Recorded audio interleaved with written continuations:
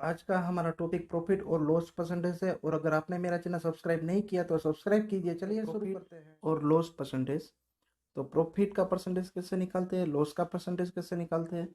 तो पहले आपको ये पता होना चाहिए कि प्रॉफिट कब होता है, लॉस कब होता है। तो यहाँ पे दिया हुआ है गेन। गेन का मतलब होता है प्रॉफिट। अभी प्रॉफिट किसके ऊपर डिपेंड है? सेलिंग प्राइस और कॉस्ट प्राइस के ऊपर डिपेंड है। अभी सेलिंग प्राइस यानी एस डॉट पी डॉट, जिसका मतलब सेलिंग प्राइस होता है। तो सेलिंग प्राइस यानी कोई भी चीज़ हम बेच रहे हैं तो जो प्राइस होती है उसको सेलिंग प्राइस बोलते हैं। और कॉस्ट प्राइस यानी सी डॉट पी डॉट यानी कॉस्ट प्राइस। तो कॉस्ट प्राइस यानी हमने बाय किया है, किसी डीलर से हमने कोई चीज़ ली है, ओके, बाय किया है, तो वो कॉस्ट प्राइस होगी। तो यहाँ पे गेन तब होगा जब सेलिंग प्राइस बड़ी हो, सेलिंग प्राइस बड़ी हो और कॉस्ट प्राइस छोटी हो। ओके, तो selling price greater than cost price यानी कि हम जितने में खरीद रहे हैं उससे ज़्यादा पैसे में हम बेच रहे हैं। ओके, तो ज़्यादा पैसे में बेचेंगे तो प्रॉफिट होगा। तो यहाँ पे कंडीशन है selling price greater than cost price, तब हमको गेन होगा। अभी लॉस, तो लॉस कब होगा? जब कॉस्ट प्राइस बड़ी है और सेलिंग प्राइस छोटी है। कॉस्ट प्राइस बड़ी है यानी हमने खरीदा ज़्यादा पैसे में है और बेचा कम पैसे में है। ओके, तो यानी कॉस्ट प्राइस बड़ी है, सेलिंग प्राइस छोटी है, तब हमको लॉस होगा। अभी यहाँ पे selling price minus cost price यानी गेन मिलता है। ओके, क्योंकि सेलिंग प्राइस बड़ी है तो सेलिंग प्राइस में से कॉस्ट प्राइस माइनस की। जबकि लॉस में क्या है कि cost price minus selling price है, क्योंकि इसमें लॉस में कॉस्ट प्राइस बड़ी होती है, इसलिए कॉस्ट प्राइस में से सेलिंग प्राइस माइनस की है। ओके, तो गेन और लॉस हमको पता चल गया। अभी आपको उसका परसेंटेज निकालना है। तो परसेंटेज किसके ऊपर डिपेंड है? कॉस्ट प्राइस पे डिपेंड है। तो यहाँ पे हमने जो प्रॉफिट हुआ है, जो गेन हुआ है, गेन और प्रॉफिट दोनों सेम है, तो गेन मल्टीप्लाई 100 करना है और डिवाइड कॉस्ट प्राइस करना है। Okay, gain multiply 100 divide cost price, तो आपको गेन परसेंटेज मिलेगा। वैसे ही लॉस में भी एज इट इज है, लॉस मल्टीप्लाई 100 करना है और डिवाइड कॉस्ट प्राइस करना है। ओके, तो उससे हमको लॉस परसेंटेज मिलेगा। तो गेन परसेंटेज, लॉस परसेंटेज बहुत इजी है और वो भी हमारी डेली लाइफ में यूज़ होता है। अभी परसेंट इंक्रीज और परसेंट डिक्रीज, अभी इंक्रीजिंग परसेंटेज और डिक्रीजिंग परसेंटेज का यूज़ कब होता है? जब हमारे कोई चीज़ कोई चीज़ हम अगर आती है हमारे घर में, तो कभी कभी दाम बढ़ जाता है। तो जब दाम बढ़ जाता है तो कितना परसेंट दाम बढ़ गया, तो वो परसेंटेज निकालने के लिए हमको इंक्रीजिंग परसेंटेज होता है। कभी कभी दाम घट जाता है। ओके, पहले ज़्यादा दाम होता है, बाद में कम दाम में वो मिलती है, तो वो जो होता है वो डिक्रीजिंग परसेंटेज है। ओके, तो जब कोई चीज़ का दाम बढ़ना या घटना, वो इंक्रीजिंग डिक्रीजिंग परसेंटेज है। अभी इंक्रीजिंग डिक्रीजिंग परसेंटेज उसकी ओल्ड प्राइस पे डिपेंड होता है। यहाँ पे आप देख सकते हो कि यहाँ पे जब दाम बढ़ता है तब न्यू प्राइस बड़ी होती है और ओल्ड प्राइस छोटी होती है, क्योंकि दाम बढ़ रहा है तो न्यू प्राइस बड़ी है। तो न्यू प्राइस में से ओल्ड प्राइस माइनस करो, यानी यहाँ पे प्राइस डिफरेंस है, यानी कितना दाम बढ़ा वो है, वो न्यूमरेटर में। और ओल्ड प्राइस यानी पहले का दाम। ओके, तो उसका जो अगर हम रेशियो करेंगे और मल्टीप्लाई 100 करेंगे तो उसका परसेंटेज मिल जाएगा। वैसे ही इसी तरह और डिक्रीजिंग परसेंटेज में भी इसी तरह है। उसमें क्या होता है? ओल्ड प्राइस बड़ी होती है, न्यू प्राइस छोटी होती है, क्योंकि दाम घट गया। तो उसका डिफरेंस निकालना है, डिनोमीटर में ओल्ड प्राइस, ओके, और मल्टीप्लाई 100 कर दोगे तो आपको डिक्रीजिंग परसेंटेज मिल जाएगा। तो इस तरह से आपको ये फॉर्मूला यूज होता है। अभी कुछ example, tell what is the profit or loss in following transaction, also find the profit percentage और loss percentage in each case. तो आपको प्रॉफिट परसेंटेज और लॉस परसेंटेज फाइंड आउट करना है। ओके, तो यहाँ पे देखो फर्स्ट क्वेश्चन है, gardening shares about for 250 sold for 325। Okay, तो अभी गार्डनिंग शेयर्स है वो खरीद रहा है 250 में खरीद रहा है। Cost price of the gardening shares is 250। तो कॉस्ट प्राइस छोटी है और सेलिंग प्राइस बड़ी है। यहाँ पे देख सकते हो आप कि सेलिंग प्राइस 325 है और कॉस्ट प्राइस 250 है। तो यहाँ पे selling price greater than cost price है, यानी कि यहाँ पे प्रॉफिट हो रहा है। ओके, ज़्यादा पैसे में बेच रहा है। अभी कितना प्रॉफिट हो रहा है, तो आपको डिफरेंस निकालना है, selling price minus cost price. तो डिफरेंस मिला हमको 75, तो 75 रुपीज़ हमको प्रॉफिट हो रहा है। अभी आपको प्रॉफिट परसेंटेज निकालना है, तो प्रॉफिट अपॉन सीपी, ओके, ऊपर प्रॉफिट रखना है, डिनोमिनेटर में कॉस्ट प्राइस रखनी है, मल्टीप्लाई 100, ओके, ये हमारा फॉर्मूला हमने देख लिया था। तो इस तरह से यहाँ पे 75 अपॉन 250, 75 प्रॉफिट हुआ है, 250 कॉस्ट प्राइस है, और मल्टीप्लाई 100, क्योंकि हमको परसेंटेज निकालना है। अभी इसको सोल्व करो, तो 75 अपॉन 250 मल्टीप्लाई 100, ओके, तो 0 0 कैंसल, और 25 1 जा 25, 3 जा, यहाँ पे 3 इंटू 10, तो क्या होगा 30, तो 30% हमको प्रॉफिट हुआ है। तो इस तरह से आपको सोल्व करना है। इसी तरह और दूसरा question, cost price of refrigerator 12,000 है, ओके, और सेलिंग प्राइस कितनी है 13,500। अभी यहाँ पे भी सेलिंग प्राइस बड़ी है, तो यानी कि आप देख सकते हो कि selling price greater than cost price, यानी कि यहाँ पे प्रॉफिट हो रहा है, ओके, क्योंकि सेलिंग प्राइस बड़ी है। तो प्रॉफिट कितना हो रहा है, तो आपको selling price minus cost price करना होगा, यानी 30,500 माइनस 12,000, तो 1,500, इतना हमको प्रॉफिट हो रहा है।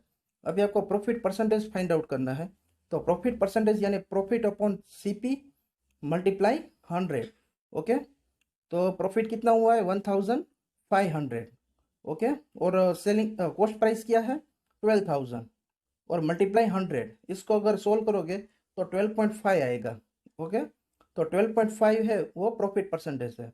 तो इस तरह से आप प्रॉफिट परसेंटेज फाइंड आउट कर सकते हो। अभी हम लॉस परसेंटेज भी हम देख लेते हैं। अभी एक स्कर्ट की कॉस्ट प्राइस 250 है और सेलिंग प्राइस 150 है। अभी देखो सेलिंग प्राइस छोटी है, तो जब सेलिंग प्राइस छोटी है तो लॉस हो रहा है। तो देखो यहाँ पे आप देख सकते हो कि कॉस्ट प्राइस बड़ी है और सेलिंग प्राइस छोटी है, यानी यहाँ पे लॉस हो रहा है। तो उसका लॉस फाइंड आउट करना है, तो cost price minus selling price, तो cost price minus selling price कितना मिलता है 100 मिलता है, तो 100 रुपीज़ लॉस हो रहा है। अभी आपको लॉस परसेंटेज फाइंड आउट करना है, तो यहाँ पे फॉर्मूला है लॉस अपॉन सीपी मल्टीप्लाई 100। अभी लॉस कितना हुआ 100 हुआ है, और सीपी कॉस्ट प्राइस क्या है 250, यहाँ पे 250 मल्टीप्लाई 100। अभी इसको हम सोल्व करना है, तो अगर सोल्व करोगे देखो यहाँ पे 0 0 कैंसल, ओके, यहाँ पे देखो 100 अपॉन 250 मल्टीप्लाई 100, ओके, 0 0 कैंसल, 25 1 जा 25, 4 जा।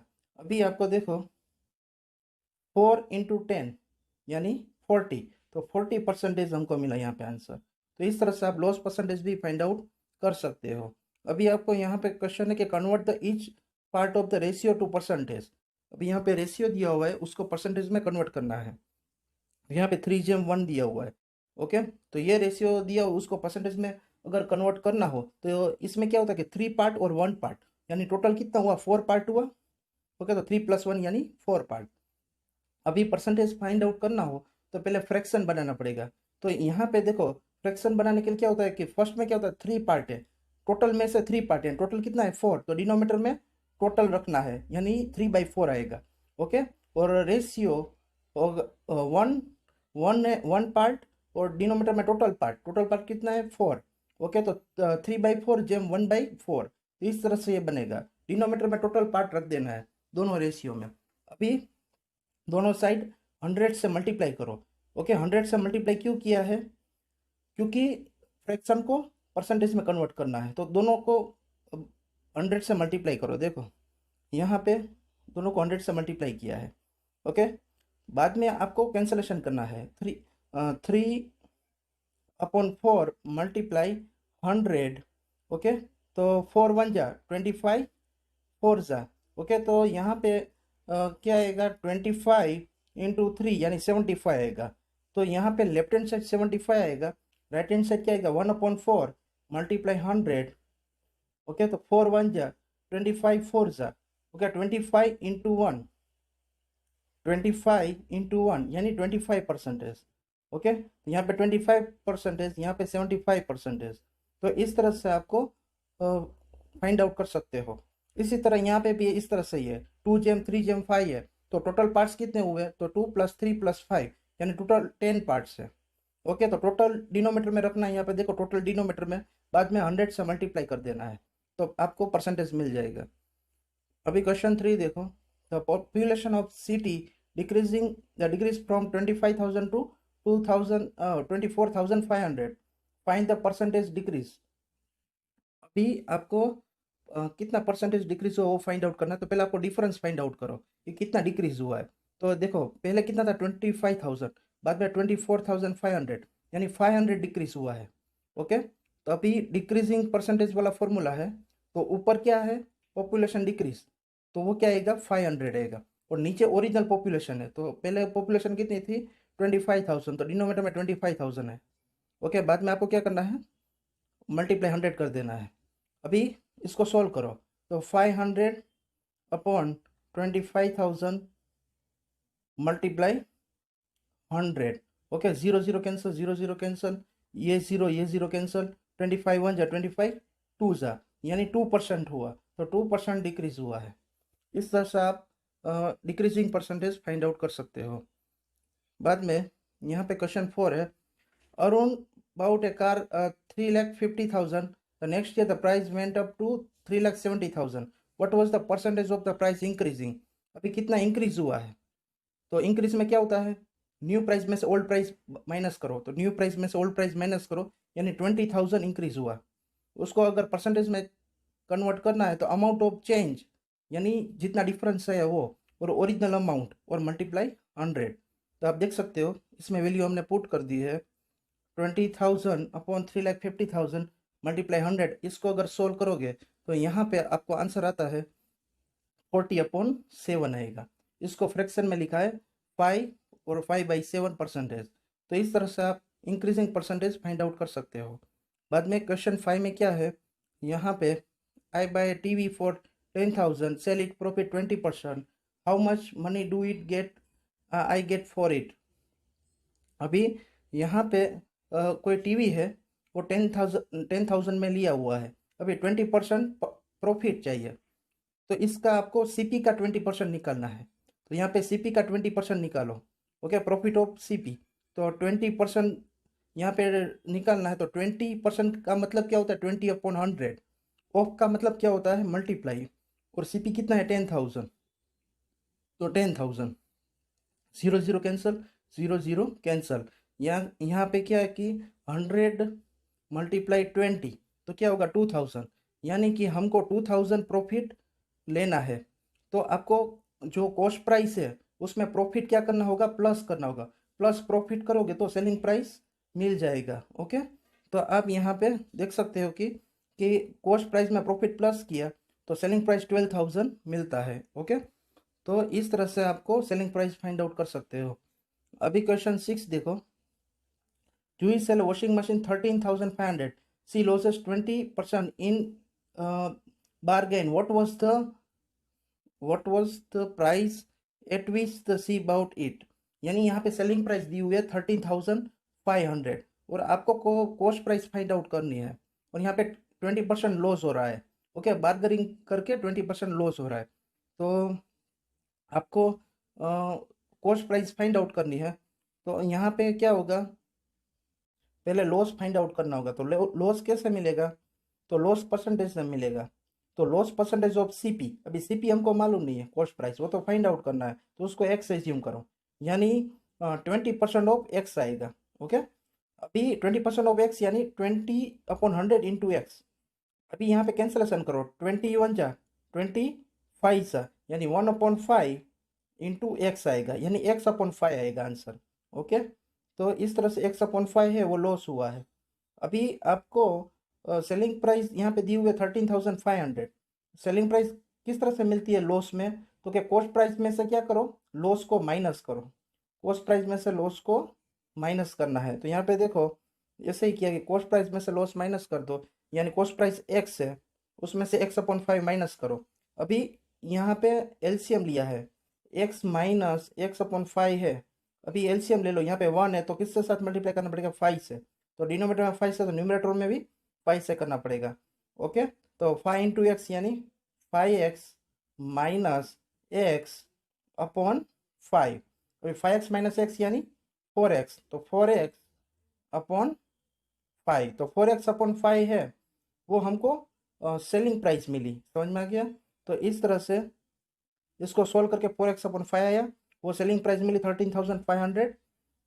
अभी यहाँ पे आपको x की वैल्यू फाइंड आउट करनी है, तो आपको x को अकेले रखना है, यानी 5 मल्टीप्लाई होगा 4 डिवाइड होगा। ओके, तो यहाँ पे आप देख सकते हो इस तरह से आएगा, और इसको सोल्व करोगे तो 16,875 जो आपको x की वैल्यू मिली। ओके, तो ये जो x की वैल्यू है वो कॉस्ट प्राइस है, इस तरह से आपको कॉस्ट प्राइस मिल जाती है। अभी यहाँ पे क्वेश्चन 7 देखो, a chalk contain the calcium carbon oxygen, ये रेशियो दिया हुआ है कैल्शियम कार्बन और ऑक्सीजन का। Find the percentage of carbon in chalk. अभी चॉक के अंदर कार्बन कितना है, अभी आप देख सकते हो कि पहले इसको कितने पार्ट में डिवाइड किया है, तो क्या सभी का एडिशन करो, तो सभी का एडिशन करते हैं तो 25 आता है। यानी आप इस तरह से भी लिख सकते हो कि कार्बन का रेशियो 3 है, तो 3/25 लिख सकते हो, डिनोमिनेटर में टोटल लिखो और मल्टीप्लाई 100 करोगे तो परसेंटेज में कन्वर्ट हो जाएगा।